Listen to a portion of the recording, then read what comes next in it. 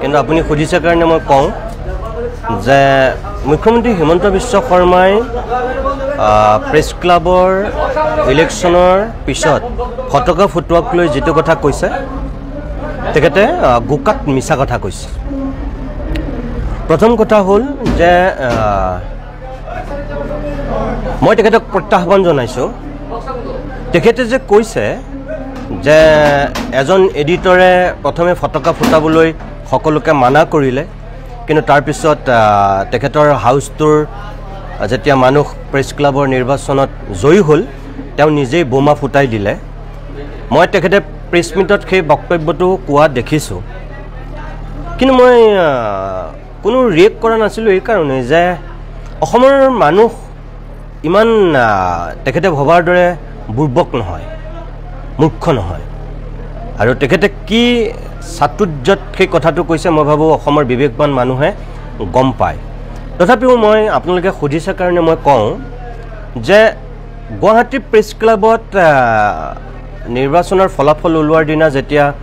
পিছৰ ফাললৈ কোনোবাই বোমা ফুটাইছিল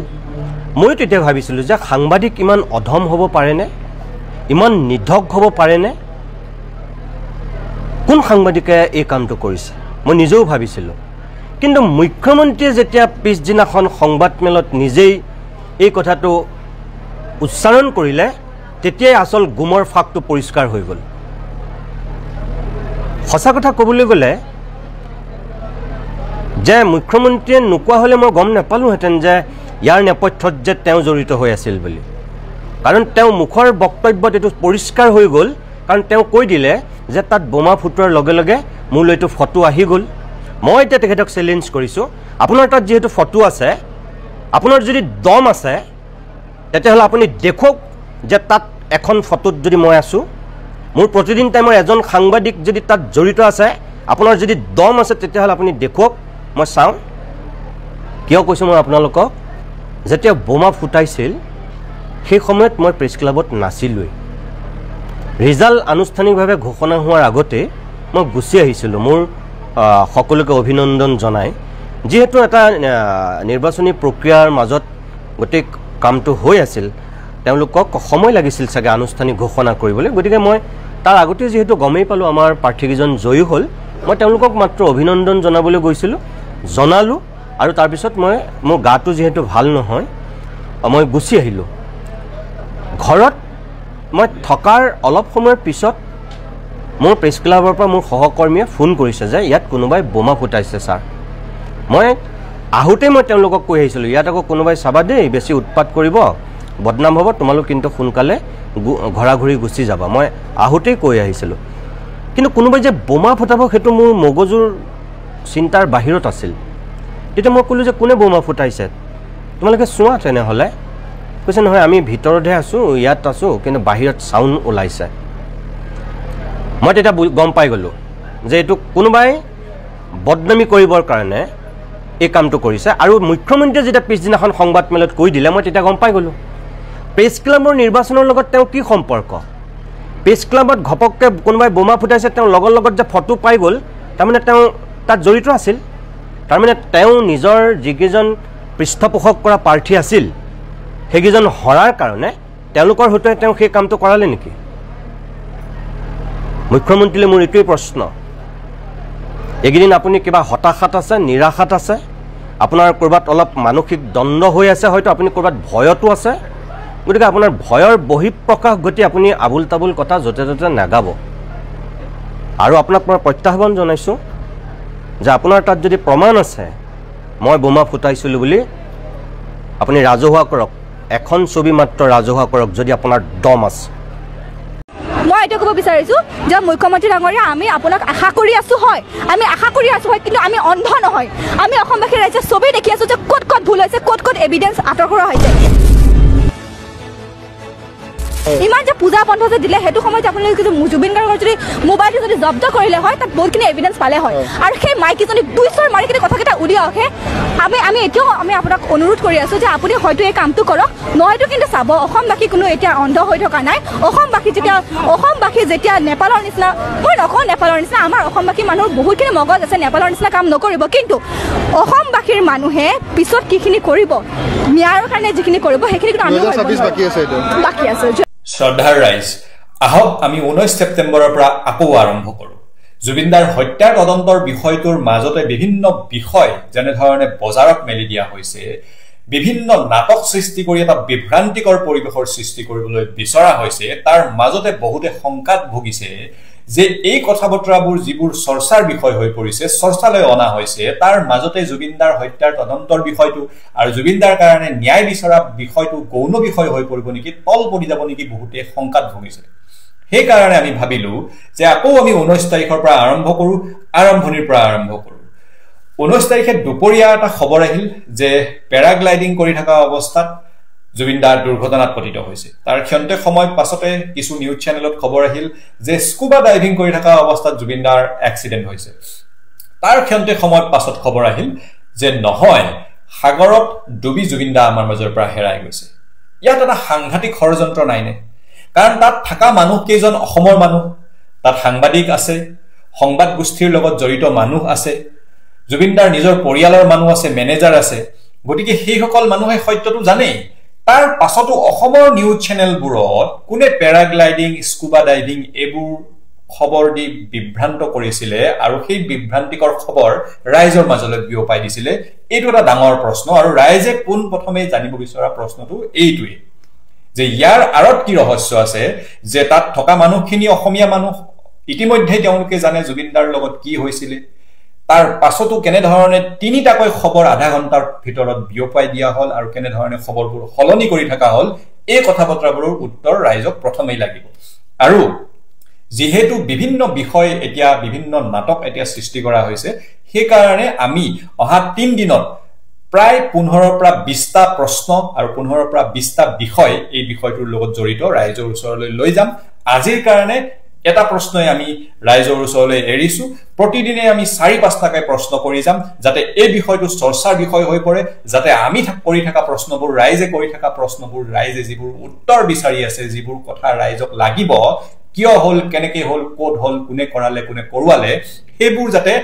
চৰ্চাৰ বিষয় হৈ থাকে আৰু এই বিষয়টো ন্যায় বিচাৰা বিষয়টো তদন্ত প্ৰক্ৰিয়াটো যাতে তল পৰি না যায় তাৰ কাৰণে আমি অহা 3 দিন মানত প্ৰায় 15 পৰা 20টা প্ৰশ্ন এনে ধৰণে ৰাইজৰ ওচৰলৈ আগবঢ়াই দিম হেহে আজি প্ৰশ্নটো আকৌ এবাৰ কৈছো যে তাত থকা মানুহখিনি অসমীয়া সংবাদ গোষ্ঠীৰ লগত জড়িত থকা মানুহখিনি গোটেইখিনি আমাৰ জুবিনদাৰ ক্লোজ মানুহ তাৰ পাছতো 3টাকৈ খবৰ অসমৰ সংবাদ মাধ্যমলৈ প্ৰেৰণ কিয় কৰা হল কিয় মিছা খবৰ বিয়পোৱা হল তাৰ আৰৰ উদ্দেশ্য কি এই কথা বতৰাবোৰৰ উত্তৰ ৰাইজক লাগিব ৰাইজে জুবিনদাৰ ন্যায় এনে ধৰণে বিচাৰি যাব যিমান বিভ্ৰান্তিকৰ খবৰ যিমান নতুন নতুন বিষয় চৰ্চাৰ মাজলৈ নানক কিয় জুবিনদাৰ মৃত্যুৰ লগত হত্যাৰ লগত জড়িত যিবোৰ প্ৰশ্ন সেইবোৰ প্ৰশ্নৰ উত্তৰ ৰাইজক লাগিবই ৰাইজে ন্যায় বিচাৰি যাবই হেহে আজিলৈ এই প্ৰশ্নটোৰ সৈতে ৰাইজৰ ওচৰলৈ আহ্বান জনাইছো এৰিছো এই প্ৰশ্নটো আৰু সকলোৱে লিখি যাওক জাস্টিস ফৰ জুবিন গাৰ্গ হেশটেগ ব্যৱহাৰ কৰি নমস্কাৰ মই এটা বিশেষ কথাৰ কাৰণে লাইভ আহিব লগা হ'ল আগৰ লাইভটো নিউজ লাইভ ষ্টুডিঅ'টোলৈ গৈছিলোঁ কংগ্ৰেছৰ মুখপাত্ৰ হিচাপে নিউজ লাইভ ষ্টুডিঅ'টোলৈ গৈছিলোঁ নিউজ লাইভ ষ্টুডিঅ'টোত আজি দুটা বিশেষ স্পৰ্শকাতৰ বিষয় এটা হ'ল প্ৰিয়াংক খাৰ্গে ডাঙৰীয়াৰ অসমক লৈ কৰা ষ্টেটমেণ্টটো আৰু 2 নম্বৰতে শ্ৰীভূমি জিলাত যোৱা পৰহি কংগ্ৰেছ কৰ্মী এগৰাকী কংগ্ৰেছ কৰ্মীয়ে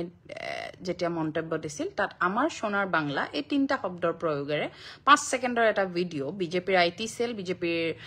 কৰ্মীসকলে ইতিমধ্যে ভিডিঅ' প্ৰস্তুত কৰি এটা নেৰেটিভ সৃষ্টি কৰিব বিচাৰিছে যে কংগ্ৰেছে বাংলাদেশৰ জাতীয় সংগীতটো নিজৰ সভাত পৰিৱেশন কৰে গতিকে মই এই দুটা কথাৰ ওপৰত স্পষ্ট মোৰ যি স্পষ্টতা মই সেই কথাখিনি ক'বলৈ আজি নিউজ লাইভলৈ গৈছিলোঁ মোক দলৰ পৰা পঠিওৱা হৈছিলে নিউজ লাইভলৈ গৈ মই মোৰ কথাখিনি আচলতে ক'ব নোৱাৰিলো মই যিখিনি কথা ক'বলৈ গৈছিলো সেই কথাখিনি ক'বলৈ নোৱাৰিছিলো কাৰণ নিউজ লাইভ টু ষ্টুডিঅ'টো নিউজ লাইভ কাৰ হয় কি হয় এয়া সকলোৱে জানে আৰু নিউজ লাইভে কি ধৰণে নেৰেটিভ সৃষ্টি কৰে কি কৰে সেয়া সকলোৱে দেখি আছে ইমান দিন 2 নম্বৰ কথা নিউজ লাইভৰ ষ্টুডিঅ'টোত মোৰ বিপৰীতে বিজেপি বিধায়ক মানৱ ডেকা ডাঙৰীয়া বিজেপিৰ প্ৰাক্তন বিধায়ক হিলাদিত্য দেৱ ডাঙৰীয়া বিজেপিৰ মুখপাত্ৰ ৰঞ্জীৱ শৰ্মা ডাঙৰীয়া শ্ৰীভূমি জিলাৰ হয়তোবা দুজন বিজেপিৰ কৰ্মী লগতে কংগ্ৰেছৰ পৰা ইতিমধ্যে নিলম্বিত হৈ থকা মতলেব উদ্দিন ডাঙৰীয়া যিজনে ইতিমধ্যে কংগ্ৰেছ দলৰ পৰা নিলম্বিত হৈ আছে আৰু কংগ্ৰেছৰ বিপক্ষে এইকেইদিন বহুত কেইটা ষ্টেটমেণ্ট তেখেতে দি থকা আমি সামাজিক মাধ্যমত দেখিবলৈ পাই আছো এতিয়া প্ৰথম কথাটোলৈ আহোঁ যোৱা পৰহি শ্ৰীভূমিত হোৱা কংগ্ৰেছ দলৰ মিটিংখনৰ কথালৈ সেই মিটিংখনত অসম প্ৰদেশ কংগ্ৰেছৰ সেৱা দলৰ চিফ দীপবায়ন ডাঙৰীয়া উপস্থিত আছিল মই খবৰ লৈছিলো তাত একচুৱেলি কি হৈছিলে কাৰণ এগৰাকী অসমীয়া ছোৱালী হিচাপে মই সদায় মোৰ কাৰণে অসম প্ৰথম অসমীয়া প্ৰথম আৰু চিৰদিন এই কথাটোৱে মই সদায় মানি চলি আহোঁ গতিকে মই খবৰ লৈছিলো তাত কি হৈছিলে আৰু তাত একচুৱেলি কি হৈছিলে মই আপোনালোকক ক'ব বিচাৰিছো যিখিনি মই নিউজ লাইভতো ক'ব বিচাৰিছিলো কিন্তু মই ক'ব নোৱাৰিলো কিয়নো মোৰ বিপক্ষে 6 জন মানুহক তেওঁলোকে বহাই থৈ দিলে আৰু সবে চিঞৰিবলৈ ধৰিলে কথা ক'লে তেওঁলোকে ৰখাই পেলাই চিঞৰে গতিকে আমাৰ কথাখিনি আমি প্ৰকাশ কৰিব নোৱাৰিলো এতিয়া মই কওঁ পৰহি কি হৈছিলে পৰহি যিখন মিটিং হৈছিলে কংগ্ৰেছ দলৰ সেৱা দলৰ চিফ দীপবায়ন ডাঙৰীয়াৰ উপস্থিতিত সেই মিটিংখনলৈ এজন 82 বছৰীয়া কংগ্ৰেছৰ বহু পুৰণা এজন কংগ্ৰেছ কৰ্মী আহিছিলে 82 বছৰ তেখেতৰ বয়স তেখেতক আদৰণি জনাইছিলে সম্ভাষণ জনাইছিলে গামোচা পিন্ধাইছিলে আৰু কংগ্ৰেছ দলৰ নীতি নিয়ম অনুসৰি কংগ্ৰেছ দলৰ প্ৰতিখন মিটিঙত যিদৰে বন্দে মাতৰম গীতেৰে কংগ্ৰেছ দলৰ মিটিং আৰম্ভ হয় আৰু জনগণ মন যিটো ৰাষ্ট্ৰীয় সংগীত সেই সংগীতেৰে আমাৰ কংগ্ৰেছ দলৰ সকলোবোৰ মিটিং শেষ হয় আৰু ঠিক তেনেকৈ যোৱা পৰহিও বন্দে মাতৰম গাই প্ৰথমে মিটিংখন ষ্টাৰ্ট কৰা হ'ল তাৰপিছত তেখেত সভালৈ যিহেতু আহিল তেখেতৰ যথেষ্ট বয়স হৈছে তেখেতক সম্বৰ্ধনা দিয়াৰ পিছত তেখেতৰ মনৰ দুআষাৰ ক'বলৈ দিয়া হ'ল সেই মনৰ দুআষাৰ ক'বলৈ দিওঁতে তেখেতে কবিগুৰু ৰবীন্দ্ৰনাথ টেগৰৰ 1905 চনতে যি গীতাঞ্জলি কবিতা পুথি যিখনে নোবেল প্ৰাইজ পাইছিলে যিদৰে আমাৰ কাৰণে গীতাখন ভাগৱতখন সকলো যেদৰে কুৰাণ বাইবেল এইবোৰ নিজৰ ধৰ্মাৱলম্বীৰ কাৰণে সকলোবোৰ ঠিক এইদৰে বেংগলী মানুহৰ কাৰণে বাংলাভাষী মানুহৰ কাৰণে গীতাঞ্জলি পুথিখনো তেনেকুৱা সেই পুথিখনৰে এটা কবিতাৰ 3টা মাত্ৰ শব্দ আমাৰ সোণাৰ বাংলা যিটো কথা সেই সময়ত ব্ৰিটিছৰ বিৰুদ্ধে যেতিয়া বেংগলীসকলে আন্দোলনত ভাগ লৈছিল সেই শব্দকেইটাৰে তেওঁলোকে খুব উদ্বুদ্ধ হৈছিল বুলি তেখেতে কৈ এই কথাটো কৈছিল যে এইবাৰো আমি আমাৰ কংগ্ৰেছ দলৰ আহিবলগীয়া বিধানসভা ইলেকশ্যনৰ কাৰণে আমি এই গীতটিৰ 3টা শব্দৰ এই যিটো শব্দ 3টা শব্দ 5 ছেকেণ্ডৰ খুব বেছি 10 ছেকেণ্ডৰ ভিডিঅ' এটা যিটো নেৰেটিভ সৃষ্টি কৰি আছে এই কথাখিনি কৈ তেখেতৰ ভাষণটো ষ্টাৰ্ট কৰিছিল তেখেতৰ মনৰ দুআষাৰ কৈছিল কৰাৰ পিছত আমাৰ মিটিংখন শেষ হ'ল আপোনাৰ জনগণ মন যিটো আমি ৰাষ্ট্ৰীয় সংগীত গাওঁ সেই গীতটিৰে গতিকে হয় সেইটো বাংলাদেশৰ জাতীয় সংগীত হয় কিন্তু সেই 82 বছৰীয়া মানুহজনে কিন্তু সেই গীতাঞ্জলি কবিতা পুথিখনৰ সেই কবিতাৰ পংক্তিটোহে কৈছিলে যে আমি বাংলা ভাষাটো ভাল পাওঁ সেই কথাটোহে কৈছিলে তাত বাংলাদেশ ভাল পাওঁ বুলি কোৱা নাই আমাৰ সোণাৰ বাংলাভাষী মানুহসকলক ভাল পাওঁ বাংলা ভাষাটোক ভাল পাওঁ এই কথাবিলাকহে তাত কৈছিলে আৰু এই একদম খুব 3 ছেকেণ্ডৰ 4 ছেকেণ্ডৰ ভিডিঅ' এটা আৰু সেই কথাটোকে বিজেপিৰ আইটি সেলে বিজেপি কৰ্মীসকলে নেতা কৰ্মী মুখ্যমন্ত্ৰীক আদি কৰি সকলোৱে এনেকুৱা এটা নেৰেটিভ সৃষ্টি কৰি আল্টিমেটলি আজি ৰাষ্ট্ৰদ্ৰোহৰ গোচৰ লগালে তাত যিসকল কংগ্ৰেছ কৰ্মী উপস্থিত আছিল সেইসকলৰ বিৰুদ্ধে চাওকচোন ৰাষ্ট্ৰদ্ৰোহৰ গোচৰ তাকো মাত্ৰ 3টাৰ শব্দৰ এটা ভিডিঅ' তেওঁলোকে নেৰেটিভ বনাই আছে তেওঁলোকে বাৰে বাৰে নিউজ লাইভৰ ষ্টুডিঅ'ত আজি ক'বলৈ চেষ্টা কৰিছে যে সেইটো সংগীতেৰে হেনো বাংলাদেশৰ জাতীয় সংগীতেৰে হেনো কংগ্ৰেছ দলৰ সভা আৰম্ভ হ'ল মই আচৰিত য'ত আমাৰ সভাৰ নিয়ম আছে কংগ্ৰেছ দলৰ সভাৰ সদায় এটাই নিয়ম বন্দে মাতৰমেৰে আৰম্ভ জনগণ মন অধিনায়কেৰে শেষ হয় তাত মাত্ৰ কোনোবা এজন কংগ্ৰেছ কৰ্মীয়ে দিয়া মনৰ কথাৰ 2টা শব্দ তেওঁলোকে নেৰেটিভ বনাই পেলালে মই জানো ইতিমধ্যে আমি জুবিন গাৰ্গ ডাঙৰীয়াৰ যেটো ন্যায়ৰ প্ৰচেষ্টাত কংগ্ৰেছ দলে হওক বিভিন্ন দল সংগঠনে যিদৰে মাত মাতিবলৈ চেষ্টা কৰিছে জনতাই মাত মাতিবলৈ চেষ্টা কৰিছে মাতবোৰ ইতিমধ্যে বন্ধ কৰোৱাৰ প্ৰচেষ্টা আৰম্ভ হৈছে বিভিন্ন ধৰণৰ ইস্যু ডাইভাৰ্ট কৰাৰ কথা কোৱা হৈছে আৰু ঠিক তেনেদৰে এইবাৰো ইস্যু ডাইভাৰ্ট কৰিবলৈ কংগ্ৰেছক টাৰ্গেট কৰি লোৱা হৈছে এতিয়া মই এটা কথা ক'ব বিচাৰিছো ইন্দিৰা গান্ধী ডাঙৰীয়ানী প্ৰয়াত প্ৰধানমন্ত্ৰী কংগ্ৰেছ দলৰ নেত্ৰী প্ৰয়াত প্ৰধানমন্ত্ৰী ইন্দিৰা গান্ধী ডাঙৰীয়ানীয়ে সেই সময়ত তাৰে আৰু এটা কবিতা কৈছিল যদি তোৰ ডাক কেও শুনে না তবে একলা চলো নীতি গীতাঞ্জলিৰ আছিল আজি বিজেপিয়ে কবিগুৰু ৰবীন্দ্ৰনাথ টেগৰ ডাঙৰীয়াক বাংলাদেশী বুলি ক'ব বিচাৰিছে নেকি গীতাঞ্জলি কবিতা পুথিখন বাংলাদেশৰ বুলি ক'ব বিচাৰিছে নেকি তেওঁলোকে আমাৰ সোণাৰ বাংলা বুলি কৈ পেলে যিসকল মানুহ বেংগলী মানুহে বাংলাভাষী মানুহে গীতাঞ্জলি কবিতা পুথিখনক সোঁৱৰাই তেওঁলোকে বাংলাদেশী বুলি ক'ব বিচাৰিছে নেকি এই কথাটো মই তেওঁলোকক সুধিব বিচাৰিছো তাত সুধিব নোৱাৰিলো কাৰণ তাত কথা ক'লে চিঞৰ বাখৰ কৰে সবে 6 মান মানুহ বহাই লৈছে সকলো বিজেপি আপোনালোকে মোৰ শ্ব'টো ফেচবুকত আপলোড কৰা আছে আপোনালোকে চাব পাৰে মই যেতিয়াই কথা ক'ব বিচাৰো 2 ছেকেণ্ডো কথা নকওঁ সাংবাদিকে নন্দন প্ৰতিম শৰ্মা বৰদলৈ মোক কথা সুধি থাকে কথা এটা সুধিলে উত্তৰটো দিয়ালৈকে বাট চাবলৈও তেওঁলোকৰ সময় নাই গতিকে ইস্যু ডাইভাৰ্ট কৰা কৌশলবোৰ আমি বুজি পাইছো আপোনালোকে যি কৰে কৰক কিন্তু অসমৰ ৰাইজে কংগ্ৰেছ দলৰ কৰ্মীয়ে কংগ্ৰেছ দলৰ প্ৰতিজন নেতা কৰ্মী আৰু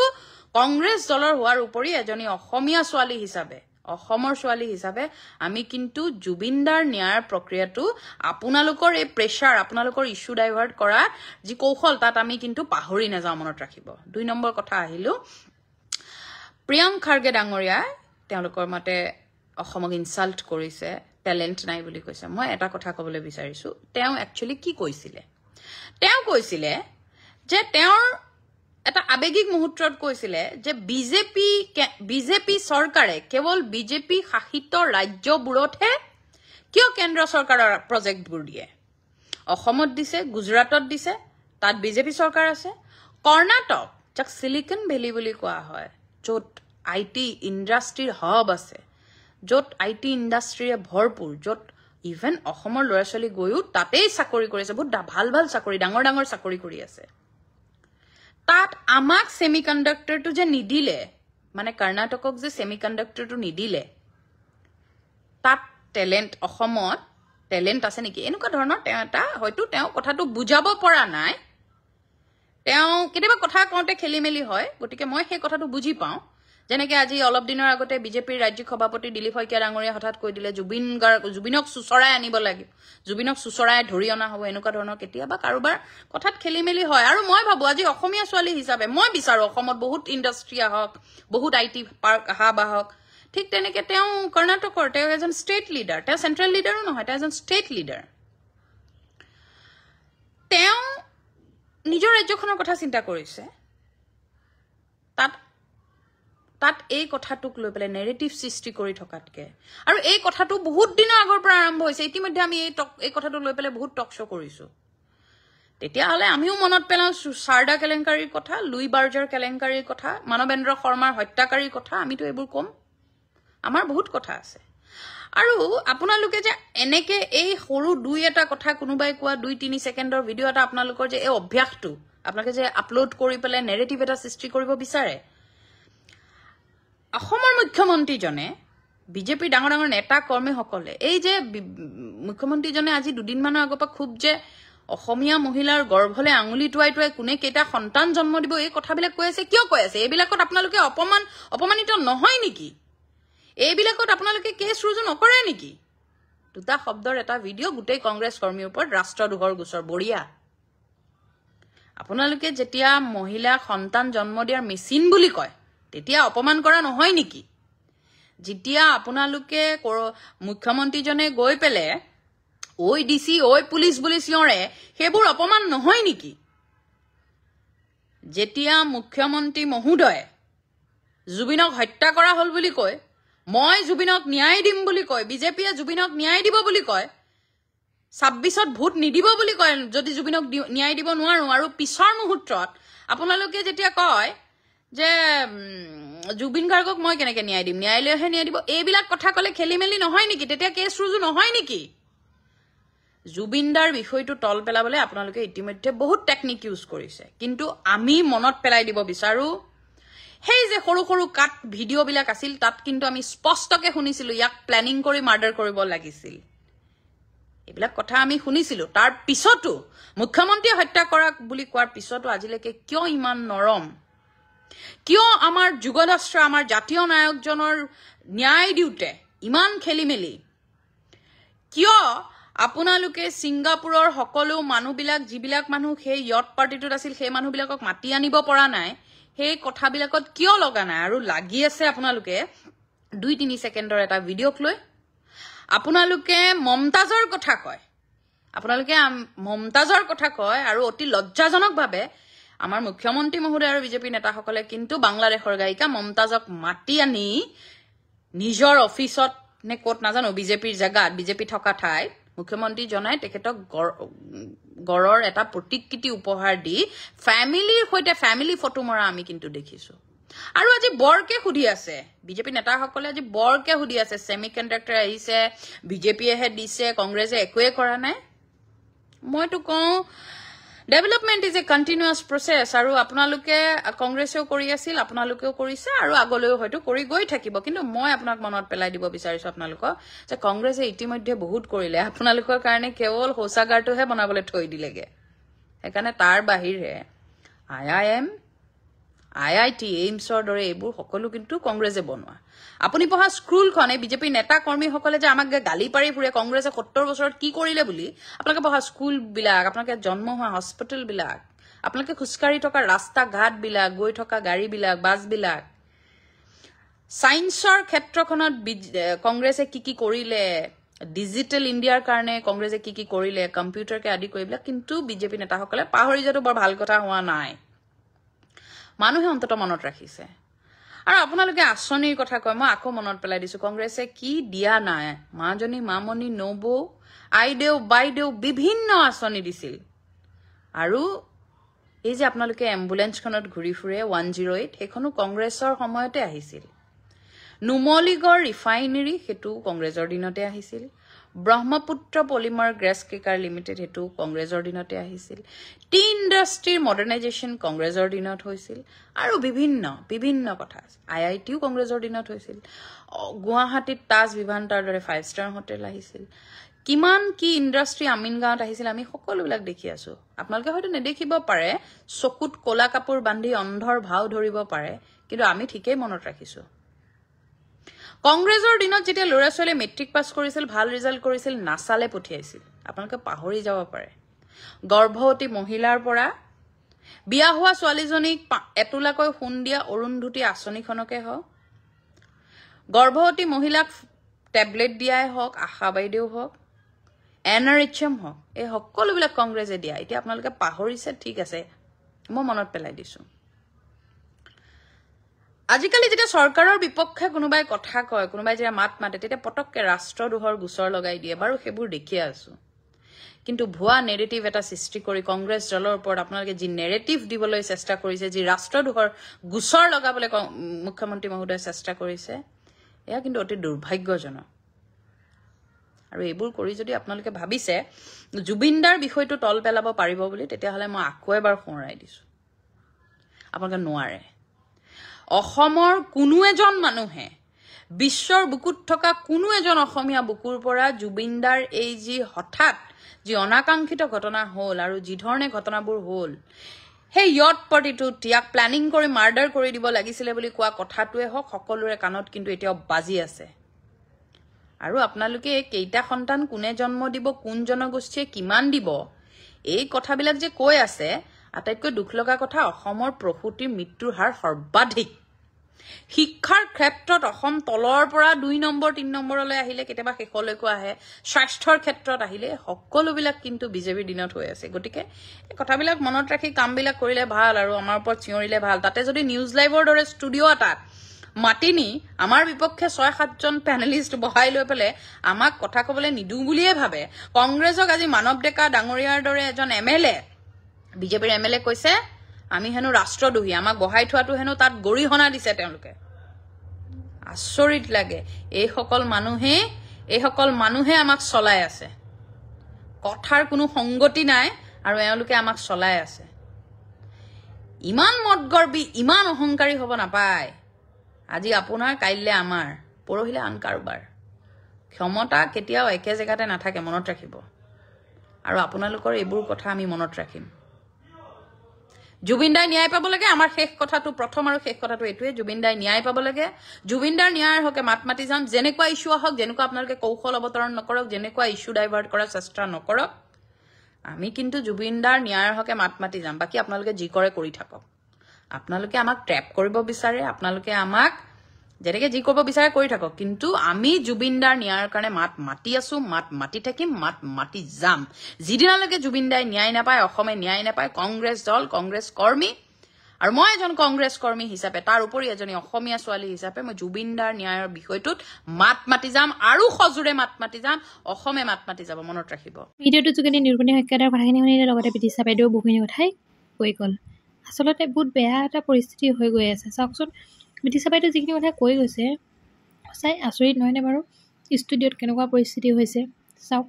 সকলোৱে বিচাৰিছে অকল জুবিনদাৰ ন্যায়। জুবিনদাৰ ন্যায়ৰ বাবে সকলোৱে, জুবিনদাৰ অনুৰাগীসকলে, সমগ্ৰ অসমে বাট চাই আছে আশাৰে যে জুবিনদাই সোনকালে ন্যায় পাওক।